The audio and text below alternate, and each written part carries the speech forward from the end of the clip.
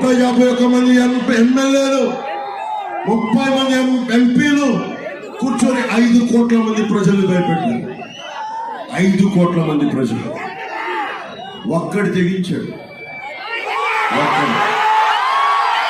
ఒక్క జనసైనికుడు తెగించాడు, ఒక్క వీరమోహన్ తెగించాడు.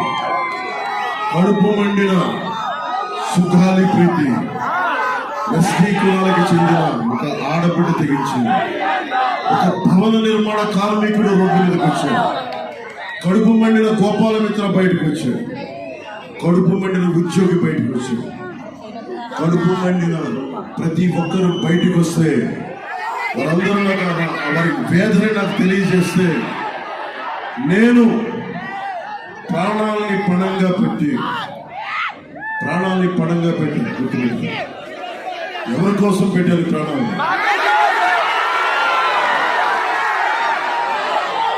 మీ భవిష్యత్తు కోసం. నేను 5 సంవత్సరాలకి రాలా, 5 సంవత్సరాలకి రాలా, వచ్చే ఎన్నికల కోసం రాలా, మీ బిడ్డల భవిష్యత్తు కోసం వచ్చాను. అందరూ నన్ను తిడతారు, నువ్వు చిన్నపిల్లలు ఉన్నారు అక్కడ గ్రీన్ షర్ట్ వేసిన బిడ్డలు, చిన్నపిల్లలు. నేను 18 ఏళ్ళు దాటిదని చెయ్యుతాం లేదు. భవిష్యత్తు కోసం నిలబడేవాడేవాడు, బిడ్డల భవిష్యత్తు కోసం నిలబడేవాడేవాడు. నేను ఒక తరం కోసం పనిచేస్తాను, 2 తరాలకి దారేయడానికి నిలబడి ఉన్నాను. జనసేన పార్టీ పెట్టినప్పుడు చెప్పాను, 25 సంవత్సరాలు కష్టపడతాను. 34-30 దాటిన తర్వాత రాజకీయాల్లోకి వచ్చాడు. ఇంకా నా బిడ్డలు చిన్నోడు, నా బిడ్డలకి నేను చూసుకోలేదు. ఏ తండ్రిని తన బిడ్డలు చూసుకోవడం సహజం. పొద్దున ఇంటర్వ్యూలో అడుగుతున్నాను, నీ బిడ్డలకి నీ భవిష్యత్తు చూసుకున్నావు నాకు తెలియదు అన్న. మా నాన్న నాకేమిచ్చాడు? మా నాన్న ఆస్తిపాస్తులు ఇవ్వలేను. మా నాన్న ఒక సాధారణ ఉద్యోగి.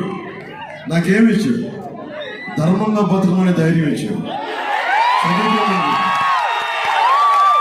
కష్టం నువ్వెంత చదువుకుంటావో నాకు తెలియదురా, కానీ కష్టం చేయకపోతే మటుకు బాగా చేస్తాను కొట్టేవాడు, భయపెట్టేవాడు. ధర్మం వైపు నిలబడాలనుకునేవాడు. ధర్మం రక్షిత. నువ్వు ధర్మం కోసం నిలబడితే ధర్మం నేను కాపాడాలి. అలాంటి ధర్మం కోసం నిలబడున్నా, దశాబ్దాలుగా ధర్మం కోసమే చచ్చిపోయింది. దెబ్బలు తిన్నా, బూతులు తిన్నా, చివరికి నా భార్యను కూడా తిట్టాడు. నా భార్య విదేశీరాలు, ఈ దేశంది కాదు. తనను కూడా తిట్టారు. అప్పుడు తనకు తెలియదు, ఈ రాజకీయాలు తెలియదు. నేను ఒకటే అడిగాను, ఒక్కసారి భారతదేశం రాజకీయం అర్థం కాదు, ఎందుకు ఇలా ఇంట్లో ఉన్న వాళ్ళు తిడతారని అడిగింది. భయపడింది, ఇబ్బంది పడింది. నేను చెప్పాను, నాకు క్షమించమని అడిగాను. నా భార్య వీళ్ళందరూ తిట్టి ఏం చేయగలరు, నీకు ఎందుకు ఇంత పిచ్చి అని అడిగింది. నేను అడిగాను, ప్రతి ఒక్కరు నా భార్యకి కూడా చెప్పాను, ఓకే నీ భర్త డబ్బులు సంపాదిస్తాడు, నా బిడ్డకి నేను ఇచ్చుకోగలను. కానీ చాలా మంది బిడ్డలు ఏం కావాలో తెలియదు. చాలా మంది బిడ్డలకి ధైర్యం కోల్పోయిన బిడ్డలు. అలాంటి తరానికి నేను నిలబడటానికి ఇది నా బలహీనతో తెలియదు, నా నుదిటి రాతో తెలియదు. భగవంతుడు నాకు ఇది ఇచ్చాడు. నా భార్యని క్షమించుకుని అడిగాను. నా భార్యను ఒకటే అడిగాను, ఎలక్షన్ రోజున పిఠాపురం మే 13 నువ్వు రా, నీకు అర్థమవుతుంది ఎందుకు నిలబడతావు.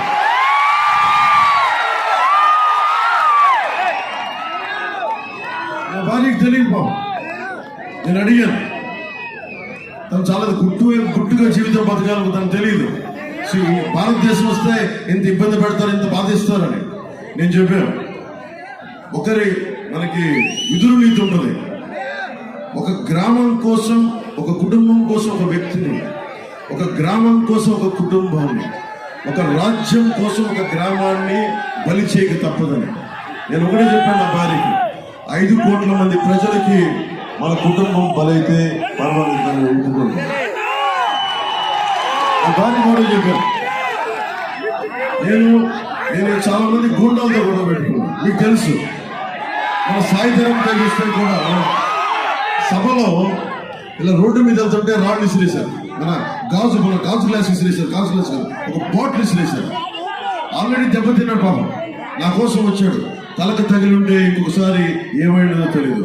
కానీ దురదృష్టవశాత్తు పాపం తెలుగుదేశం బిడ్డకి తగిలింది. మనస్ఫూర్తిగా బిడ్డకి త్వరగా కోలుకోవాలి. నల్లల శ్రీధర్కి దెబ్బతగిలేదు. నల్లల శ్రీధర్ తొందరగా కోలుకోవాలని ఆశిస్తూ నీకు ఆ భగవంతుని రేపు రక్షించాలని కోరుకున్నాను. అంటే ఊహించుకోండి, ఇలా రోడ్ల మీదకి వస్తే భయపెడుతున్నారు. మీరు మనం చూశారు, ఎక్కడికి వెళ్ళినా ఆవేదన ఉంది. ఈరోజు నేను మీకు ఎక్కువ నేను మాటలు చెప్పట్లా. పిఠాపురం అన్నదమ్ములకి, ఆడపడుచులకి, పెద్దలకి, కులాలకి, మతాలకి అతీతంగా మీరు ముస్లిం అవ్వండి, హిందూ అవ్వండి, క్రిస్టియన్ అవ్వండి, లేదంటే మీరు కాపు అవ్వండి, ఎస్సీ సామాజిక వర్గం, బీసీ, ఎస్టీ బలిజం, మీరు ఏ కులస్తులైనా, చేనేత వర్గాలు కావచ్చు, పద్మశాలి కావచ్చు, రెడ్డి సామాజిక వర్గం కావచ్చు, మీరు ఎవరైనా కావచ్చు, జనసేన పవన్ కళ్యాణ్ అందరినీ గుండెలో పెట్టుకుంటారు. రాజకీయం చేయడం ఎంత మర్యాదగా మాట్లాడాను. నన్ను తిడతాను, తిడితే భరిస్తా. దేనికి? ఎవరిని అవమానం చేయాలి నాకు ఉండదు. ఈరోజు నేను మీకు మాటిస్తున్నా, ఇంతమంది మాట్లాడారు, ఇంతమంది రాజకీయ నాయకులు వచ్చారు. నేను మీకు మాటిస్తున్నా, నా ప్రాణాలని బలిదానంగా పెట్టేస్తాను ఈ రాష్ట్ర అభివృద్ధికి, దేశ సమగ్రతకి. నేను కోరుకునేదల్లా ఒకటే, నేను తక్కువ తీసుకొని 5 కోట్ల మంది ప్రజలకు ఉపయోగపడాలని నేను తగ్గించుకున్నాను. అందరూ అడుగుతారు, దేనికి తగ్గించుకున్నామని. చిన్నప్పుడు నాకు స్కూల్లో నా టీచర్ చెప్పింది, సౌరమ్మ నా టీచర్, ఇమాన్యుయల్ టీచర్.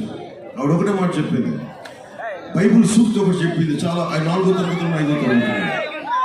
తనను తగ్గించుకున్నవాడు హెచ్చింపబడు. నాకేమర్థమైంది అంటే అతిశయం చూపించుకు, అహంకారం చూపించుకు. ఎంత ఎదిగినా ఒదిగుండాలి, అదే పాటించాను. అందుకని నేను తగ్గి రాష్ట్ర ప్రజల్ని గెలిపించాలనుకున్నాను. బలమైన తెలుగుదేశం పార్టీనే స్థానిక ఎన్నికల్లో పోటీ చేయడానికి ఇబ్బంది గురి చేసిన party YCP party. Gundala party, అది భయపెడతారు. మొన్న